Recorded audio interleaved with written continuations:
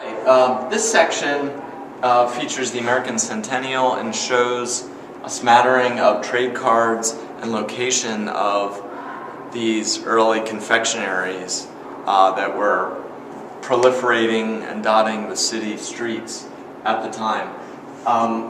In 1876, America was celebrating its 100th anniversary, the signing of the Declaration of Independence, and there was a major international exposition held right here in Philadelphia in West Fairmount Park. So Philadelphia was on the world stage, and you can see in these reproduced cuts from Harper's different candy displays at the time. This was wholesale confectionery, and these were jars of probably boiled sugar drops, and the ladies and gentlemen in their fancy dresses coming to look in this large hall. Is probably agricultural hall. That's where a lot of the confectioners were. There's a sugared popcorn exhibit, and here you can see the candy makers making up the sugar, mixing it while this gentleman is popping the corn to add to the sugar, and then these ladies are salting on the back here. They're doing this right in front of folks, and I'm sure selling many bags of the goods. Stephen Whitman was one of the large confectioners at the time. He started out on Market Street as a young man in the 1840s. By the Centennial, he was had located to a much larger building at 12th and Market, featuring crystallized fruits, bonbons, rare and fashionable confections in fancy boxes from Paris and Vienna.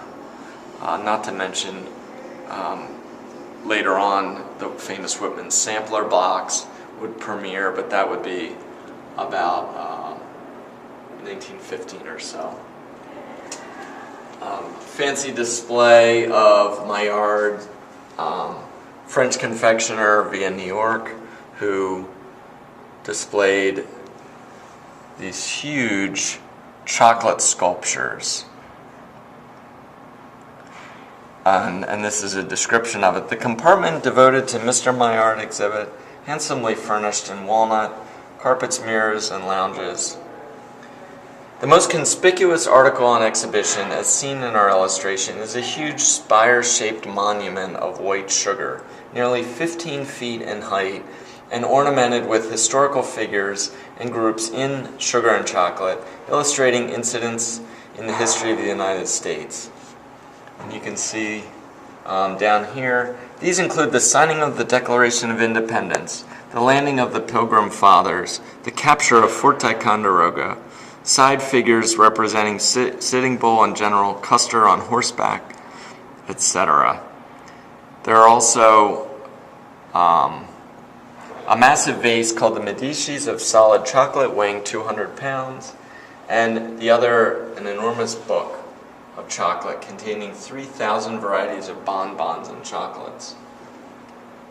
The interesting thing is that this Centennial opened in the early summer of 1876, and on June 25th of that very same year, Custer and his forces were wiped out by Sitting Bull at the Battle of the Little Bighorn. So it's being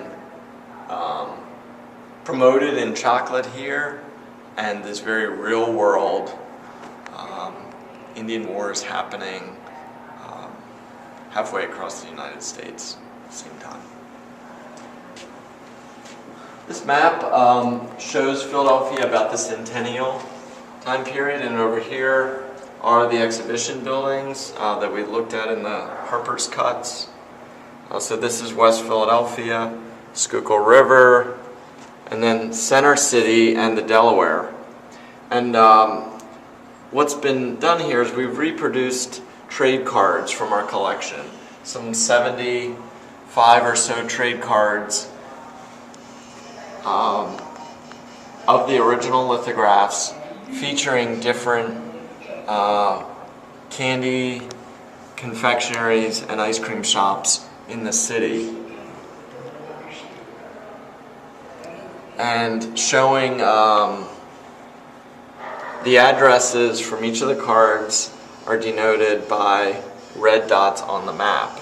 The white dots show the different sugar refineries in the city in 1876. Now this 75 or so shops is only a small representation of the nearly 1,000 shops. We just didn't have enough time to put them all on there, but it gives folks a sense of where a lot of the confectionaries were located. This is roughly where Sheen's and the Franklin Fountain were. It was always a cluster of confectionaries, historically beginning with the arrival of William Penn. This was the earliest commercial district, and even today we carry that tradition along with our two shops. North 8th Street for some reason had quite a few confectionery shops. That's now the Chinatown district of the city.